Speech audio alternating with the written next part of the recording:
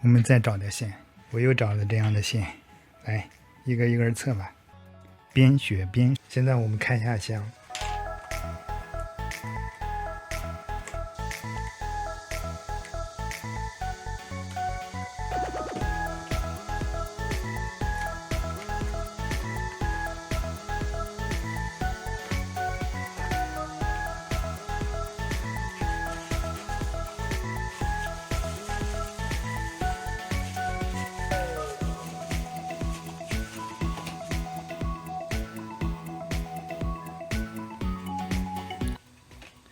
这个就是 Type-C 的电压电流表，它有检测充电协议的功能，可以检测充电头，也可以检测充电线，它就是这样的一个东西。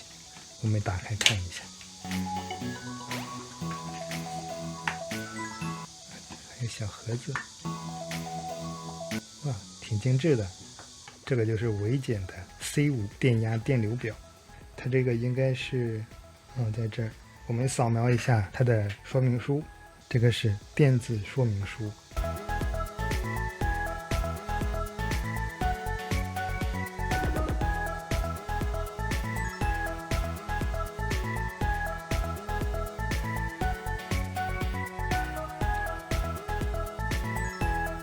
它这个搭载有 RTOS 加 UI 系统，这个 RTOS 做过单片机的人应该都知道。它是一个运行的系统，单片机运行的一个系统，有这么多的表盘。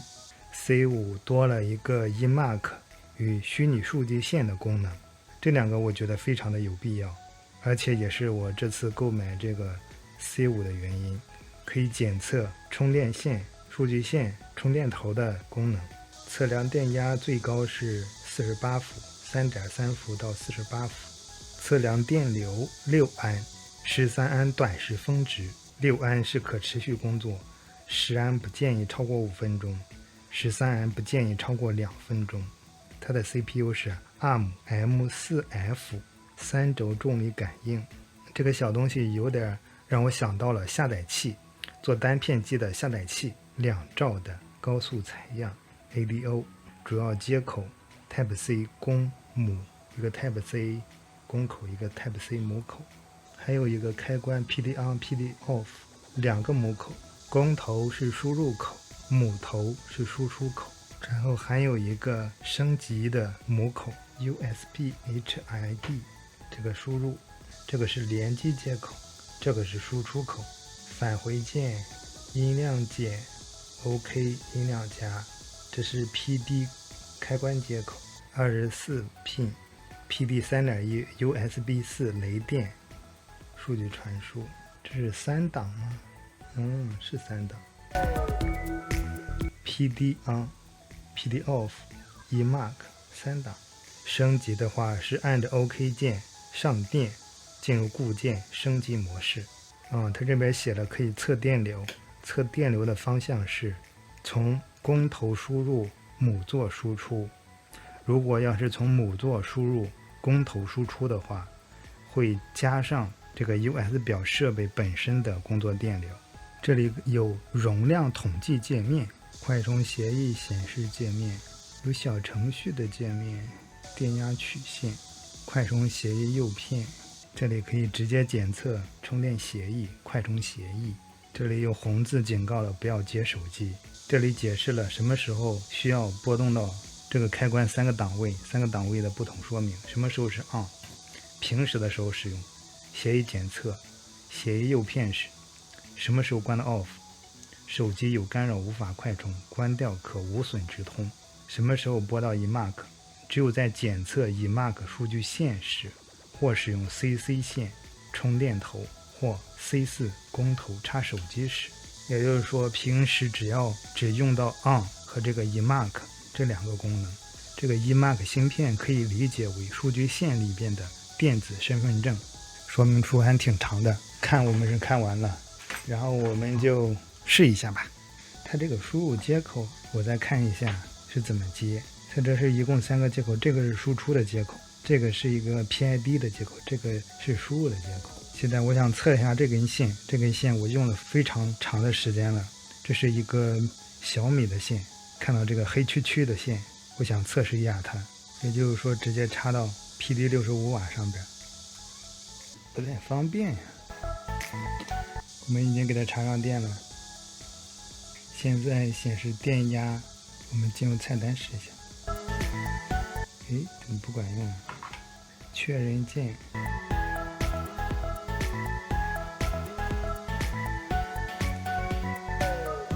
快充协议。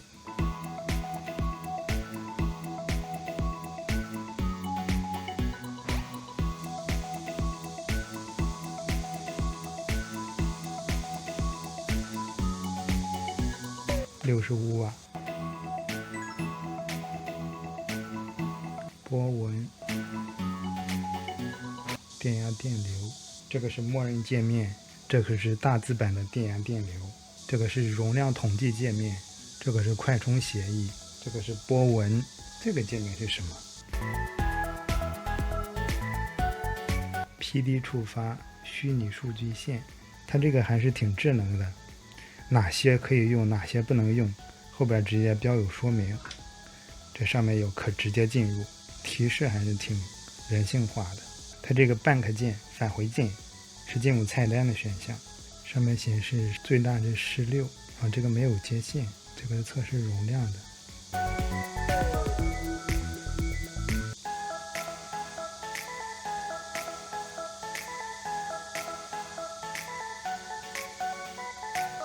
自动检测协议，我们检测一下充电协议。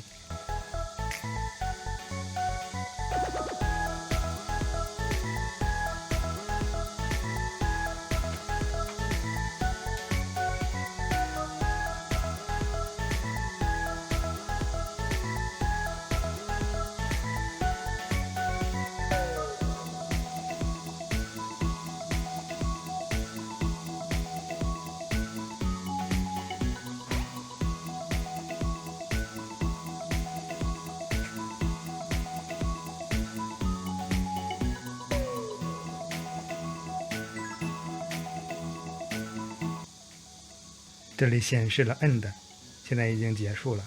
我们看一下它的快充协议都有哪些。加减键应该是翻页的就这一页，苹果的5伏 2.4 安 QC5、QC 2.0 20伏、QC 3.0 20伏、QC 4加、AFC 12、SCP 3.4 5.5、5.0 25瓦。我们再试一下我的这个头，这个是我手机的充电线。快充协议。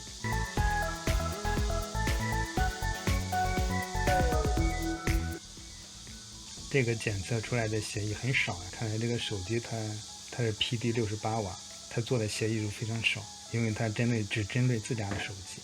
下面我们就测一下线吧，测一下我这个黑黢黢的线。你说测这样的线，我是直接 Type-C 这口插这儿，还是这个 USB 的给它找个转接头这样插呢？我们先这样插吧。检测线的话，我们看一下，好像是拨这个，我们给它拨到中间了。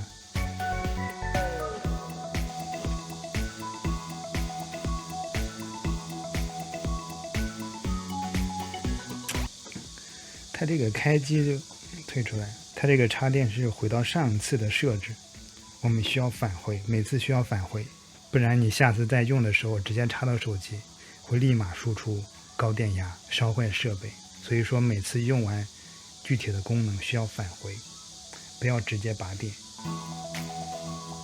我给它插上，现在我给它已经拨到 eMark 信息了。它这个 eMark 不能使用它供电，需要用这个口插到这儿。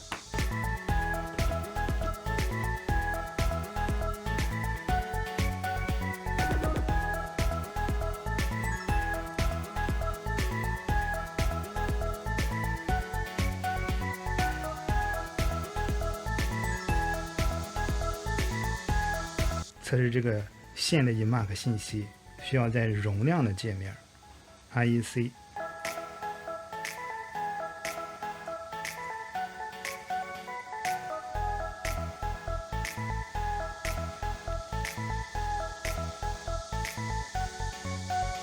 测试这个充电线好慢呢。总的来说，在检测充电头的时候，用的是这个功能，用的是快充协议显示界面，用的是这个界面里边的设置上，再选择一个功能。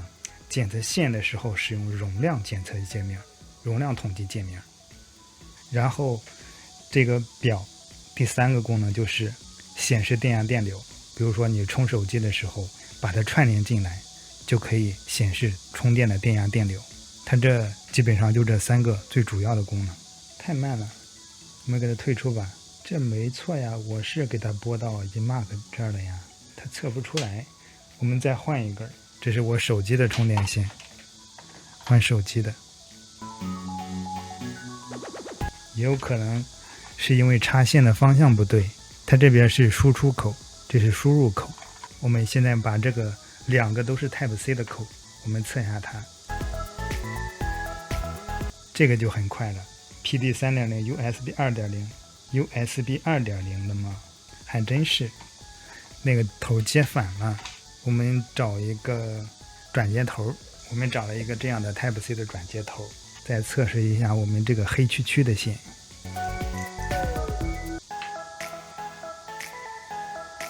OK， 插上了。OK， 也不太行啊，它读不出来，这根线太老了，它又接了一个这样的头，不行。我们实际的接一个东西来看一下充电的电压电流。这个是苹果的原装充电线。然后我们现在给它断电吧。对了，我们再测一下它原装的那根线吧。然后也是 eMark 信息接入到 PID 这个口。这个是微减的小风扇的线。我再要试一下，它这个一边是 USB， 一边是 Type C 的。我们直接用这个 Type C 这个口来测一下它的 eMark 信息。需要调到容量界面，然后设置。它也读不出来，你返回吧。eMark 信息，我们把转接头给它加上，从这边输入试一下，估计够呛。OK， 也是啥也检测不出来，退出吧。下面然后我们就使用它来充电吧。先给它拨到 PD 这儿 ，PD on， 拔出来，不太好弄啊，这个怎么插？哎，我又找到了一个这样的一个转接头 ，USB-A 转 Type C 的，这样不就行了吗？再确认一下 PD 然后咦还是不行，这边还得接。哎呦我操，真搞笑！这样，光转接头怼了2个。